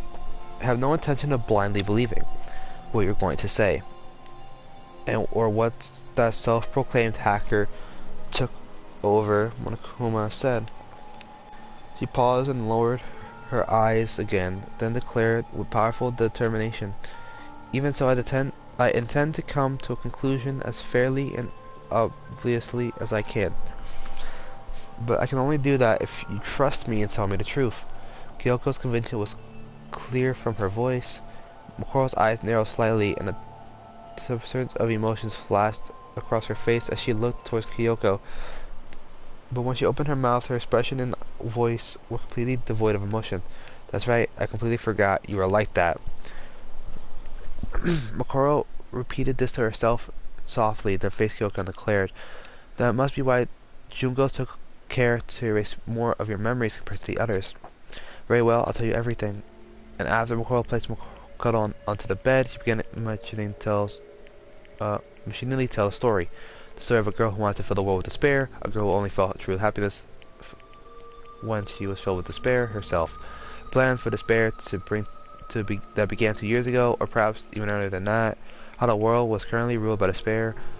Mokoro provided a brief summary of everything she knew about the plan. That's why it sounded even more outrageous than Kyoko had expected. And through her story, Kyoko was able to learn the truth about herself. Who she is and why she came to the academy. The fate of the academy's headmaster, Kyoko's father. As he listened to her story, Kyoko remained silent the whole time. Her face went blank when she learned her father had died. Perhaps her memory loss and the absence of the situation helped lessen the impact. But there was no guarantee Kyoko would even believe her story. After Mokoro finished speaking, Kyoko stayed silent. With her unrelevant mental prowess, she was able to listen to Mokoro's story without interrupting her or accepting it as nonsense. Mokoro continued, "You don't have to believe me. After all, any picture that could prove my story are with Junko. All I can do is talk." And after she said that, Mokoro silently walked toward the entrance of the nurse's office. When she arrived at the door, she spoke again without looking back. "But if you don't believe me, you still listen to everything I had to say. So, Kyoko, Chihiro, thank you." After apologizing in such a strange tone and voice, she turned to the bed where Makoto lay, breathing heavily. "Make sure Makoto stays rested. When he wakes up, make sure you give him some sports drinks from the dining hall or supply room to drink." Please?" "Of course, but what are you going to do now?" "Despair. I need to make Junko feel despair." Mokoro continued mumbling to herself as she opened the door. "There's nothing I can do." "No, there's nothing you can do." Mokoro stopped walking as Kyoko spoke firmly. "Regardless of whether Monokuma is really Junko or Bushiro, if you're dealing with him, you won't be able to lay a finger on Makoto, or he won't be able to lay a finger.